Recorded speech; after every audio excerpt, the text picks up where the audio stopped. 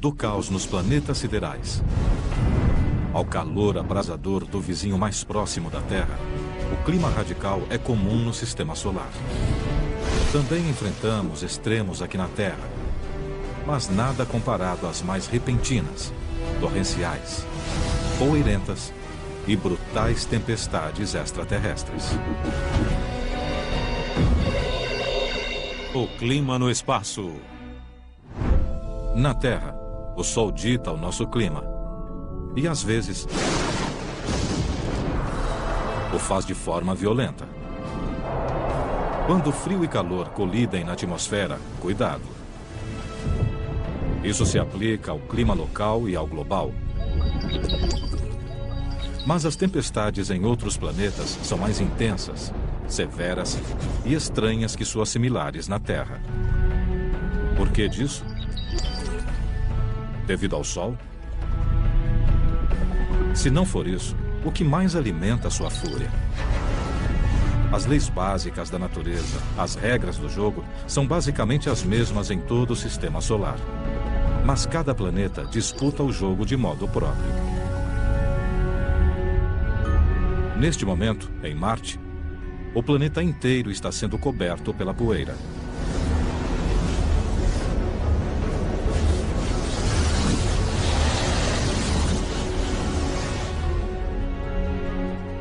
Essa tempestade global de poeira impede que 99% dos raios solares cheguem à superfície do planeta. Na verdade, é um sistema de tempestades menores, porém intensas, que levantam a poeira na atmosfera. Após seu início, o céu marciano leva meses para voltar a clarear. De certa forma, Marte possui o clima mais surpreendente do sistema solar. É raro haver um evento climático que possa afetar todo o planeta. Mas se as regras básicas sobre quente e frio são as mesmas em Marte, por que o clima é tão diferente da Terra? Para começar, Marte tem metade do tamanho da Terra.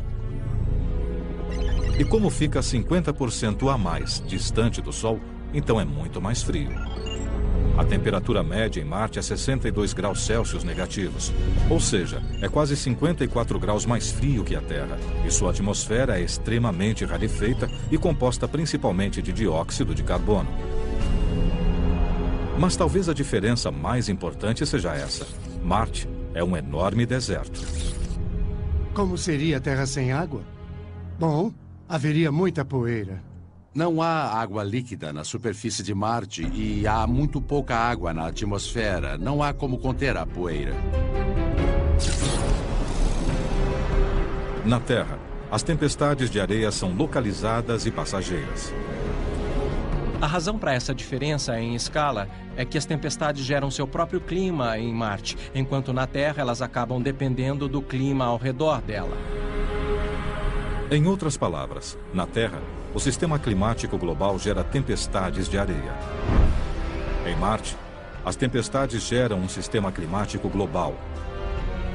Há muito, os astrônomos observaram as grandes tempestades de areia em Marte através dos telescópios na Terra. Mas antes, não podiam ver o que as causava. Isso exigia uma viagem até Marte.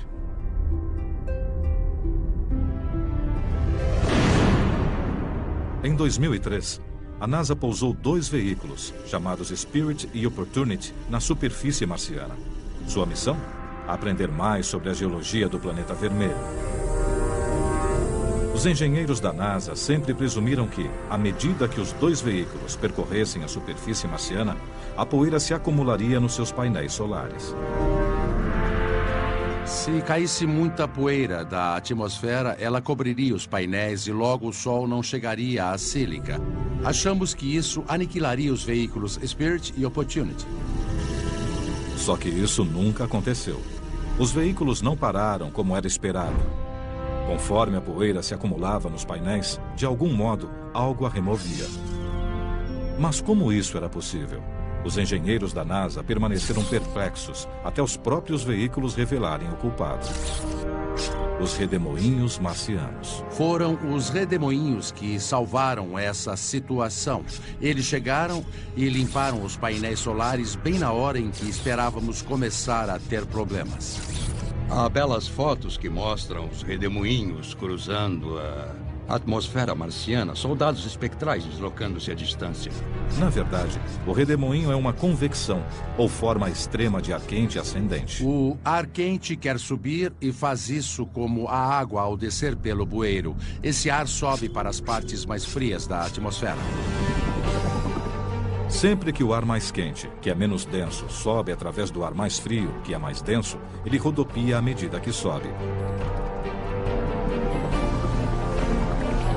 A convecção pode ser muito possante, forte o suficiente para erguer objetos. Na Terra, ele suspende a umidade, e é assim que as tempestades se formam. Mas em Marte, não há umidade. Então ele levanta poeira seca e escura, gerando enormes tempestades de areia. Uma vez no ar, as nuvens de poeira marciana absorvem a luz do Sol e aquecem a atmosfera. Isso aumenta a convecção, erguendo ainda mais poeira. Isso gera mais ventos que levantam mais poeira que pode se espalhar por centenas de quilômetros ou até mesmo, em alguns casos, envolver todo o planeta. Como a atmosfera marciana é muito rarefeita, não demora muito para que o ciclo entre em ação. Tem muita diferença entre a temperatura da superfície e a do ar, por isso a convecção é muito mais vigorosa. Em geral, a Terra não apresenta as temperaturas extremas de Marte. Mas às vezes, aqui e ali, nos desertos da Terra, a convecção pode se assemelhar muito à marciana, originando também redemoinhos. Já na Universidade Estadual do Arizona, Lynn Nicrace faz redemoinhos artificiais em laboratório para estudá-los melhor. Ele usa um gerador de vórtices e substitui o gelo seco mais leve por poeira. O que ele cria não é uma réplica exata de como os verdadeiros redemoinhos se formam, mas permite que vejamos como poeira e detritos são captados. Os redemoinhos naturais se formam de baixo para cima, já os tornados se formam de cima para baixo. Então, o mecanismo é ativado gerando o fluxo de ar, e à medida que esse fluxo dos ventiladores gira para o solo, forma-se um vórtice. Em outras palavras, o gerador de vórtice, basicamente um aspirador enorme, imita a ação giratória da convecção. Repare que há uma base mais branca de onde as partículas maiores do gelo seco estão sendo sugadas. O vórtice se comprime e se expande mais acima. O centro do núcleo é onde ocorre a maior parte da suspensão. Os redemoinhos marcianos têm sido úteis, mantendo os veículos limpos, mas não estariam afetando o resto do planeta? Alguns cientistas acham que eles são tantos simultaneamente e erguem tanta poeira na atmosfera que juntos desencadeiam essas tempestades de areia bem maiores. Eles geram padrões de vento. Numa área tem ar quente, em outra ar frio e o ar começa a rodopiar. Logo, a poeira é lançada sobre todo o planeta. Há dados que indicam que talvez ocorram mais de 100 redemoinhos diários por quilômetro quadrado em certas épocas do verão. O alcance dos redemoinhos pode variar de algumas centenas de metros até 10 mil metros de altura. Há redemoinhos imensos que jamais veríamos na Terra. Os grandes redemoinhos que ocorrem em Marte lembram os tornados aqui da Terra, que chegam a atingir quase 10 quilômetros. Eles são, de fato, sistemas monstruosos. Os redemoinhos da Terra não têm força para produzir esse tipo de caos aqui. Sorte nossa. Mas o que aconteceria com a Terra se uma gigantesca tempestade de areia, no estilo marciano, nos afetasse? Se houvesse tempestades de areia na Terra, do porte das que há em Marte, a cidade seria envolvida por uma névoa alaranjada. A qualidade do ar é prejudicada durante a tempestade. A poeira bloqueia o sol, interrompendo a fotossíntese. Sem as plantas, não há comida. E a temperatura cai. Há 65 milhões de anos, um asteroide pode ter atingido a Terra, gerando essas mesmas condições e aniquilando os dinossauros. Elas não vão ocorrer na Terra porque a chuva e a umidade se condensam sobre as telas de poeira, removendo-as da atmosfera. E é muito difícil que haja algo assim, dadas as condições climáticas da Terra.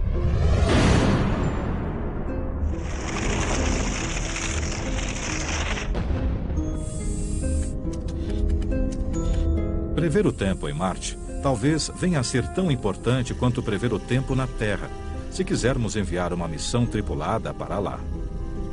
O termo meio ambiente não mais se aplica somente ao prado vizinho ou ao riacho no extremo da cidade. Compreende todo o sistema solar. Este é o nosso meio ambiente agora. A energia solar banha todos os planetas.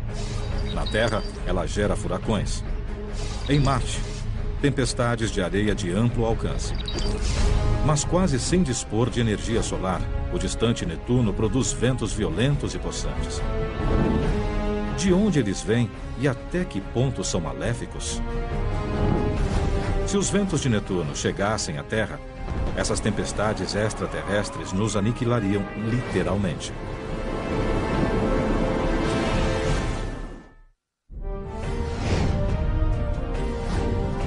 A órbita de Netuno situa-se a quase 5 bilhões de quilômetros do Sol, no extremo afastado do Sistema Solar. Pouco sabemos sobre esse grande planeta azul. As fortes correntes de ar de Netuno chegam a 2.400 quilômetros por hora em sua atmosfera superior. Mas como?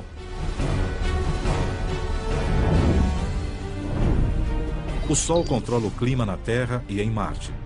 Porém, ele mal chega aqui. A falta de luz solar significa temperaturas gélidas, uma média de 235 graus Celsius negativos. Se não há sol, nem calor, de onde vêm esses ventos incríveis? Um dos enigmas interessantes é que, conforme nos afastamos no sistema solar, aumenta a distância do Sol, mas os ventos não diminuem, continuam muito fortes. A energia dos ventos de Netuno tem uma origem, e os cientistas trabalham para entendê-la. A energia de Netuno, com certeza, não é alimentada pela radiação solar. Na verdade, a energia oriunda do planeta, detectada como calor por infravermelho, tem 2,5 vezes a energia do Sol. Então o planeta está gerando seu próprio calor, não do núcleo que é composto de rocha e gelo. Mas em volta desse centro gelado, há um manto de amônia, metano e água comprimidos por uma pressão enorme que gera toneladas de calor. Embora Netuno seja frígido por fora, por dentro ele emite muito calor. Esse calor talvez ajude a provocar os ventos de Netuno. Ainda assim, eles são fortes demais para virem apenas do manto. Há outra causa para sua velocidade. A Terra também tem um centro quente e está bem mais perto do Sol. Então, por que não temos ventos como Netuno? Para começar, os nossos oceanos acumulam e liberam energia, e isso ajuda a gerar o nosso clima. Aumenta a energia em alguns locais e retira em outros no sistema complicado. Esse sistema complicado produz muito vento. Mas onde ocorrem os ventos mais velozes da Terra? Surpreendentemente, não é sobre o oceano.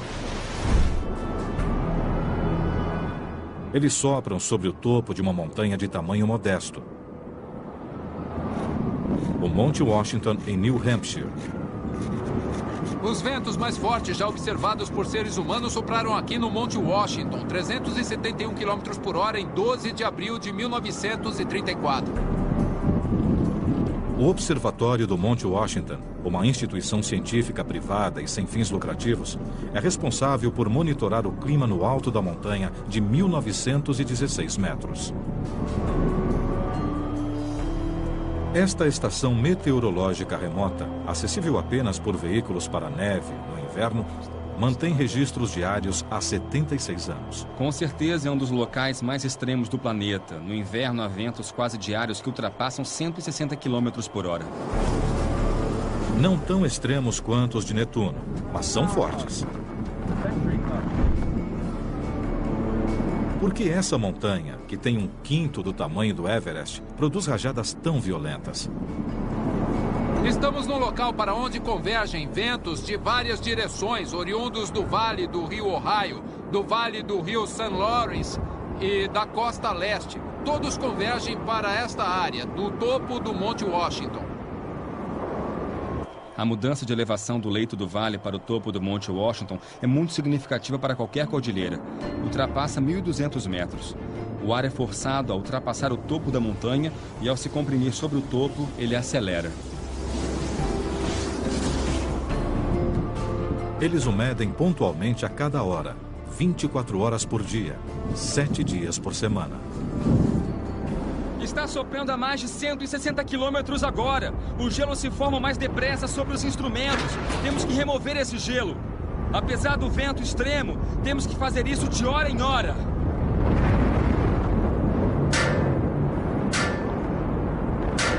Ironicamente, a superfície irregular da Terra, que canaliza os ventos em rajadas possantes sobre o Monte Washington, acaba por derrubá-los com o tempo. Essa é a grande diferença entre o clima da Terra e o de Netuno. A Terra tem montanhas que reduzem os ventos. Netuno é tão liso quanto uma bola de bilhar. A questão principal não é que se tornam mais fortes, isso não se aplica. Apenas não há nada que os reduza. Simplificando, quando os ventos de Netuno sopram, não há nada que os atrapalhe. Como um vento de Netuno com velocidade média de 1.360 km nos afetaria aqui na Terra?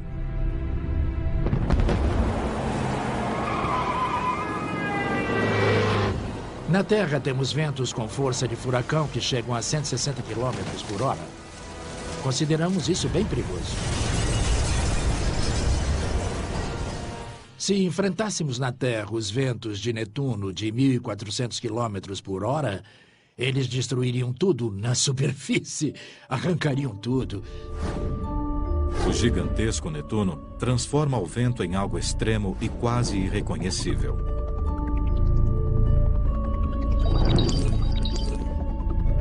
Mas, orbitando além dos anéis de Saturno, há uma pequena lua que faz a mesma coisa com a chuva. Esta é Titã, onde uma pancada de chuva diária transformaria a Terra numa bola de fogo explosiva.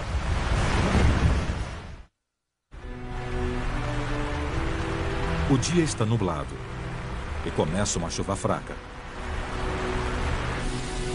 Aqui na Terra, você pegaria seu guarda-chuva e consideraria isso ligeiramente inconveniente. Mas essa não é a Terra. Nem é uma chuva comum. Você está em Titã, uma pequena lua de Saturno. E sob esse aguaceiro químico, você precisaria mais do que um guarda-chuva para protegê-lo.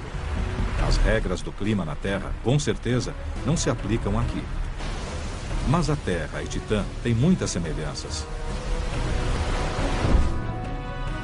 Na Terra, temos uma superfície sólida, uma atmosfera protetora e bastante água. Tudo isso torna a vida possível no nosso planeta. Na verdade, não há nada que se compare à Terra no sistema solar. Mas Titã chega perto. Como a Terra, ela tem uma superfície sólida, e isso não é tudo. Titã tem uma atmosfera que, de modo geral, é bem similar à da Terra. Contém nitrogênio, assim como a atmosfera terrestre, e também é rica em material orgânico, como nossa atmosfera. Mas similar não significa igual. Aqui na Terra, a nossa atmosfera tem uma grande quantidade de água de forma constante, que sempre evapora e retorna em forma de chuva. Como aqui, na ilha havaiana de Kauai. Estou nas encostas do Monte Waialeale. Esta montanha envolta por nuvens. Aqui chove mais de 12 mil milímetros por ano. O ciclo da água na Terra começa quando o ar úmido e aquecido do oceano sobe, formando nuvens que acabam se condensando em chuva. A chuva cai sobre o solo e escoa para o oceano, recomeçando o ciclo.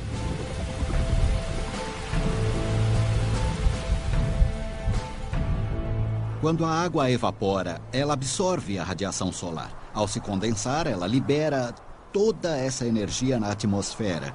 E essa transferência de calor ajuda a moderar as condições na Terra. A água da Terra armazena até 80% do calor do Sol, ajudando a manter a temperatura, do Equador aos polos. Os cientistas teorizam que Titã possa ter água ou algum outro líquido que talvez produza um efeito similar.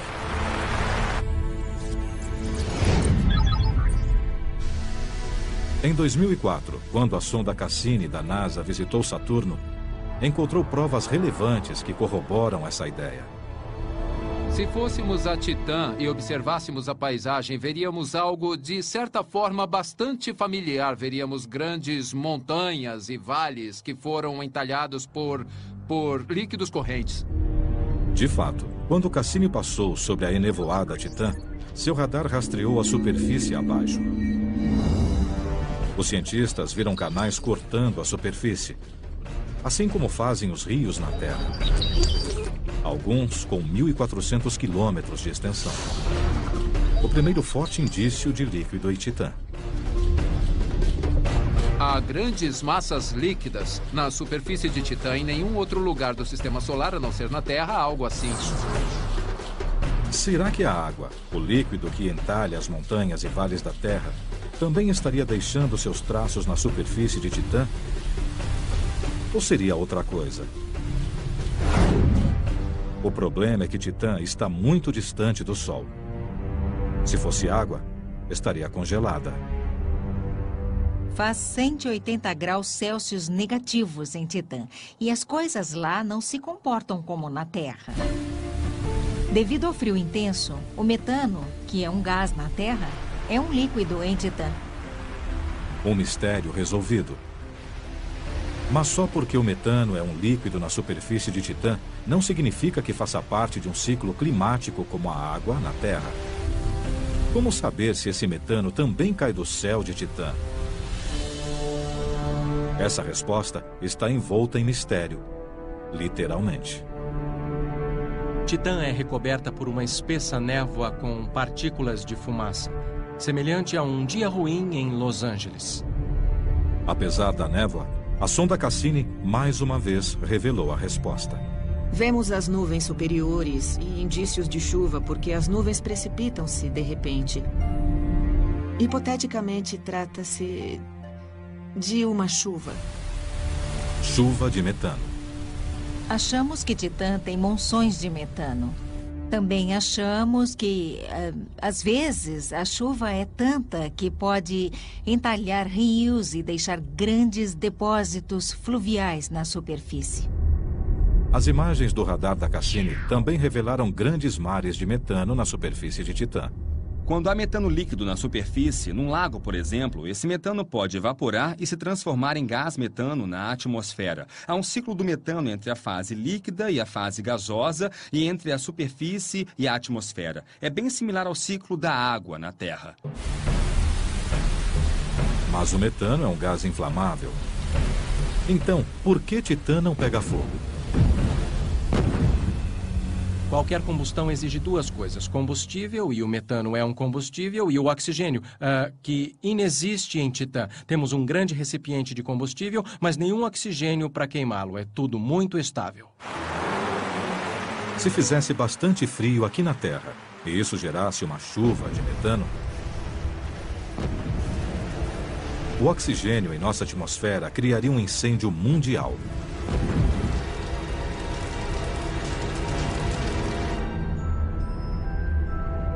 Felizmente para nós, isso não vai acontecer.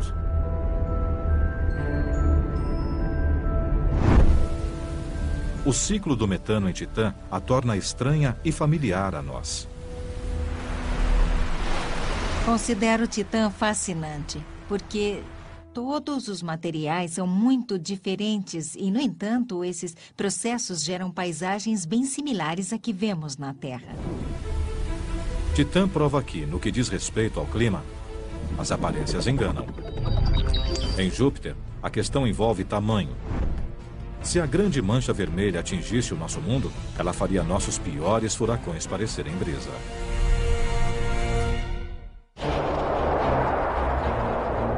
Essa é a maior e a mais antiga tempestade do Sistema Solar. E o fenômeno característico mais famoso de Júpiter.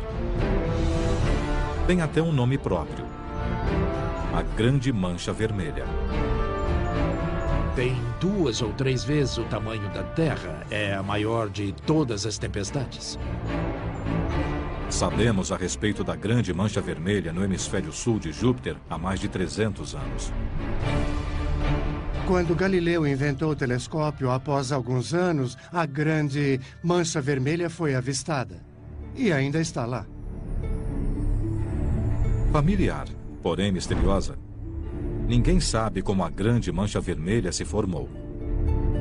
Porém, os cientistas já estão investigando sob as nuvens de Júpiter para saber mais sobre essa enorme tempestade extraterrestre.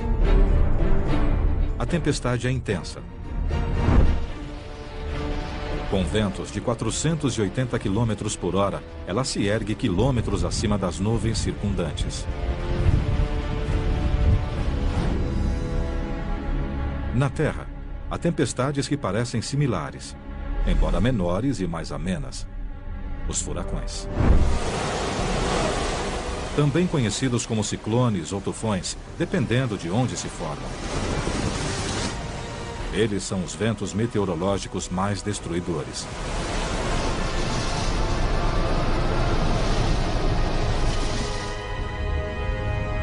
No entanto, há mais do que uma ligeira semelhança entre os ciclones da Terra e a Mancha Vermelha de Júpiter.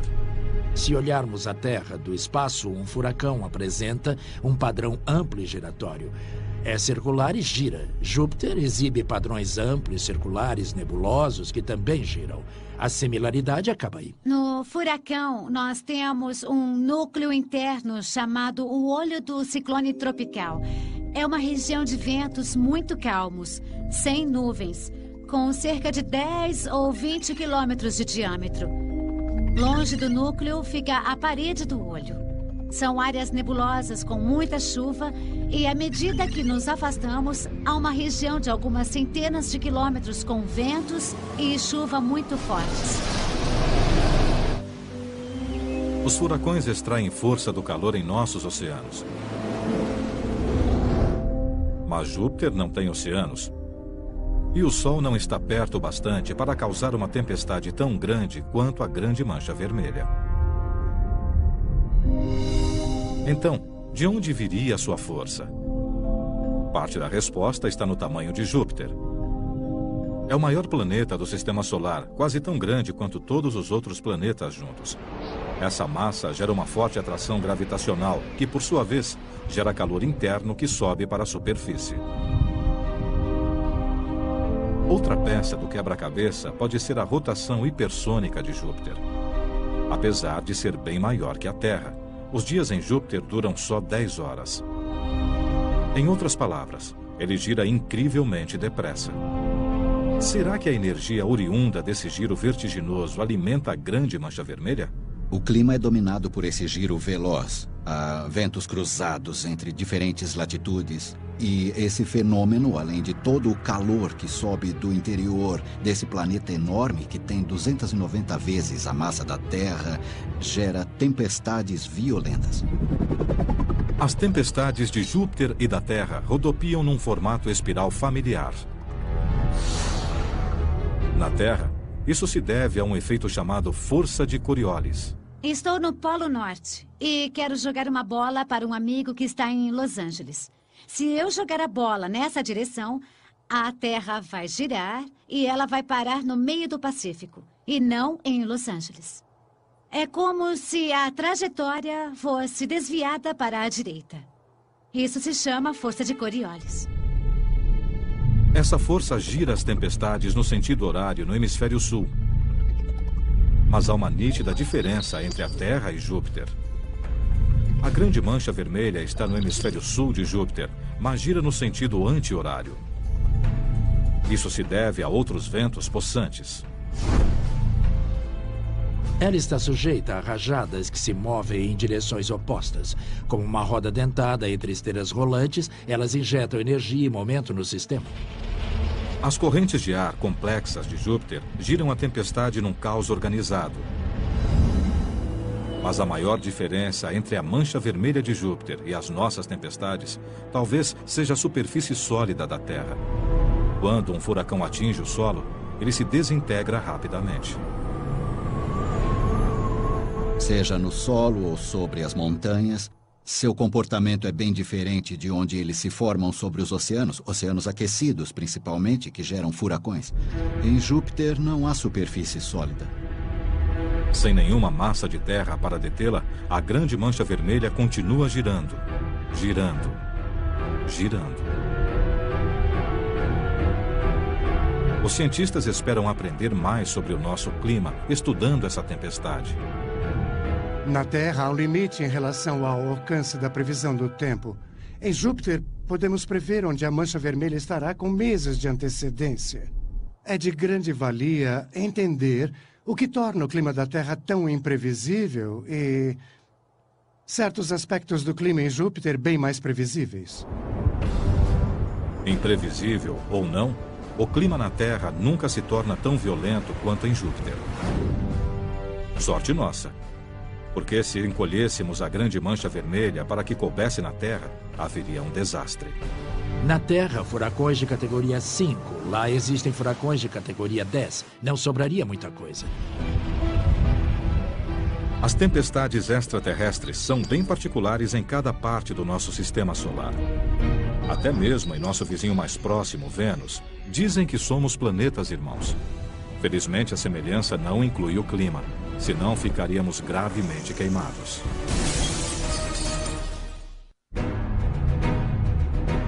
Vênus pode ser nosso vizinho mais próximo, mas, de algum modo, seu clima é radicalmente diferente do nosso. O segundo planeta, a partir do Sol, é uma mistura de aterro de lixo tóxico com o Vale da Morte. Só que pior. Acho que seria quase uma definição planetária do inferno. A temperatura é de 480 graus Celsius. A pressão na superfície é a mesma encontrada a 800 metros abaixo do oceano na Terra. E como se isso não bastasse, a atmosfera superior de Vênus é asfixiante, devido às nuvens de ácido sulfúrico, e os ventos registram 400 km por hora. A melhor comparação com Vênus equivaleria a entrar no forno e acendê-lo. Quanto à pressão, nós usamos o mergulho profundo, mas não tem nada que se compare à Terra. É um planeta muito, muito extremo. Em Vênus, não há como fugir do calor. Se criássemos um hotspot em Vênus, a atmosfera opressiva tomaria o calor e o espalharia. Vênus brilha tanto no céu noturno porque suas nuvens espessas refletem quase toda a luz solar que recebem. Na verdade, alguns cientistas no passado acreditavam que Vênus tivesse temperaturas moderadas como na Terra. Quando uma espaçonave passou por Vênus em 1962, achamos que sua superfície seria de 32 graus Celsius, como Miami, na Flórida. Era um equívoco tremendo. Há algo mais atuando em Vênus. Mas o quê? Por que Vênus não esfria assim como a Terra? Na Terra, por exemplo, a luz do Sol atinge sua superfície. A Terra aquece um pouco, mas o oxigênio e o nitrogênio da atmosfera não obstruem a luz. Ao ser liberada pelos raios infravermelhos, ela atravessa a atmosfera e vai para o espaço. Mas em Vênus, a atmosfera contém 97% de dióxido de carbono, dando um significado novo ao efeito estufa. É extremamente difícil para a superfície expelir sua energia. Vênus nos ensinou uma lição. O gás inerte, ou gás estufa, pode esquentar demais a atmosfera. Mas por que Vênus tem bem mais CO2 na atmosfera que a Terra? Os dois têm muito em comum. São até chamados de planetas irmãos. são quase do mesmo tamanho. Têm praticamente a mesma quantidade de carbono e há bilhões de anos ambos tinham muita água. Mas eras atrás, suas trilhas misteriosamente divergiram. Na Terra, a água fomentou a vida. A Terra possui a maior parte do seu carbono em formas de vida, nas árvores, nos animais. Mas se tirarmos todo o carbono que está nas rochas próximo à superfície e o queimarmos ou liberarmos, nós criaremos uma atmosfera bastante semelhante à de Vênus. A grande proximidade de Vênus com o Sol tornou-o quente demais para sustentar a água líquida. Então, sua água evaporou na atmosfera, aprisionando o calor depositado pelo Sol e criando um efeito estufa descontrolado. Uma vez na atmosfera, as moléculas de água ficaram expostas aos raios solares ultravioletas que as desintegraram. A comunidade científica só reconheceu a importância do efeito estufa ao constatar que em Vênus fazia 480 graus e não apenas 32. Foram necessárias várias missões fracassadas a Vênus para entender isso.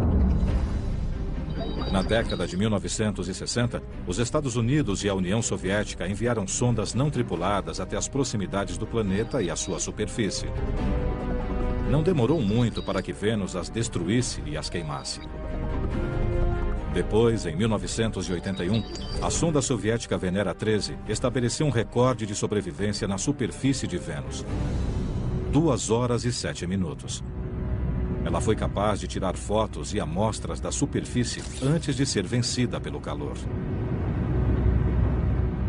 Ela encarou um calor de 480 graus Celsius. E após um tempo, ela acabou assada.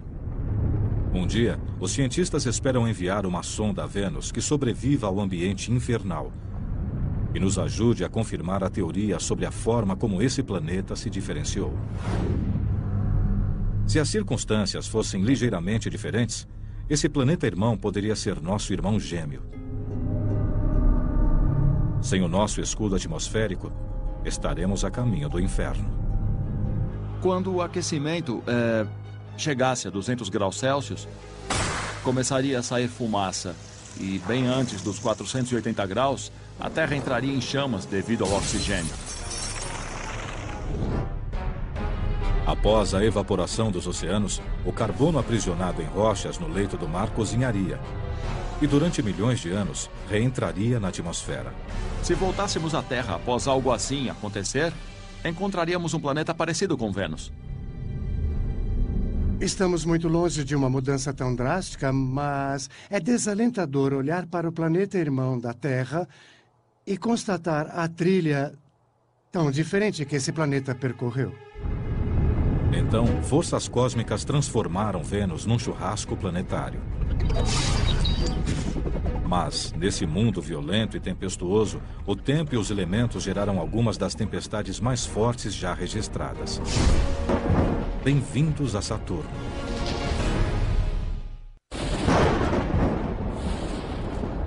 Raios cortam o céu. Esse violento sistema climático chega a ser maior que os Estados Unidos, agredindo a atmosfera com os raios mais fortes já vistos. Só que esses raios não são visíveis, pois eletrificam os céus de Saturno. Apesar da força desses raios, os cientistas não conseguem vê-los, em parte devido aos anéis brilhantes de Saturno. Os anéis são tão brilhantes que, se estivéssemos do lado escuro de Saturno, lá estaria bem mais claro que a Terra sob a lua cheia. E Saturno também esconde seus raios dentro de nuvens espessas e sufocantes de amônia. As descargas elétricas ocorrem 100 quilômetros abaixo. E isso impede que se tenha a visão dos clarões. Mas os raios estão lá. E os cientistas sabem disso, porque já os ouviram. Detectores de ondas de rádio no satélite Cassini registraram o som dos raios de Saturno.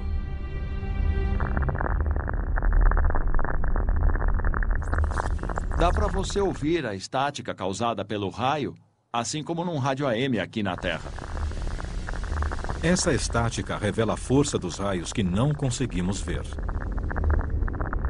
Podemos medir a energia dessas ondas sonoras e compará-la com a energia captada pelo rádio quando ocorre uma grande tempestade na Terra. As de Saturno são grandes e mais intensas, talvez 100 vezes mais. Os raios da Terra podem ajudar os cientistas a entender como são as tempestades em Saturno. Dentro das nuvens de tempestade na Terra, assim como em Saturno, correntes ascendentes levam a umidade para o alto, formando gelo. Esses cristais de gelo roçam uns nos outros, ficam com carga positiva e são atraídos pelas gotículas de água com carga negativa mais abaixo na nuvem. Isso prepara o terreno para uma descarga de energia potencialmente forte. Após a separação das cargas que se acumulam intensamente, há quem pense que a força possa chegar a 100 milhões de volts. E a nuvem precisa liberar essa energia. Em Saturno, ocorre o mesmo numa escala muito maior. Na verdade, as descargas são 100 vezes mais fortes que as da Terra. Ou seja, a eletricidade equivale a 10 bilhões de volts. As tempestades no hemisfério sul de Saturno alcançam milhares de quilômetros e podem durar até um mês. Mas os cientistas não sabem ao certo o que torna as tempestades de Saturno mais intensas e longas. Talvez isso se deva à atmosfera supersaturada de Saturno. Comparativamente, o fato de haver mais água na atmosfera de Saturno talvez potencialize as tempestades. Mais gotículas de água significam mais fricção, ou seja, raios maiores. Mas a energia que emerge do planeta também pode contribuir para a força das tempestades de Saturno. O fato é que o corredor de raios em Saturno situa-se num local onde os ventos sopram mais devagar. Se nos aprofundarmos na atmosfera, os ventos serão os mesmos. É um local onde a energia liberada mais abaixo pode chegar à atmosfera superior sem ser desviada. Isso permite que as tempestades sejam organizadas. A atmosfera da Terra não é assim. Embora nossas tempestades possam ser violentas, não são nada em comparação com as de Saturno. Mesmo uma super tempestade modesta em Saturno seria devastadora aqui. Uma tempestade típica de Saturno na Terra abrangeria toda a América do Norte e teria chuva e ventos muito fortes. Seria realmente alguma coisa sem precedentes na Terra. As tempestades hiperviolentas de Saturno provam que nossos vizinhos planetários têm climas bem mais brutais que o nosso.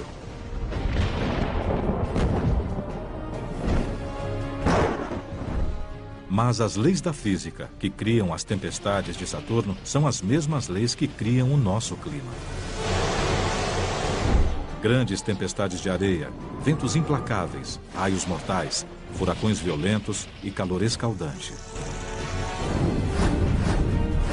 Conforme aprendemos mais sobre as condições extremas de outros mundos, compreendemos como o nosso planeta imprevisível funciona. E o que enfrentaremos se e quando nos aventurarmos por outros planetas e desafiarmos suas estranhas tempestades.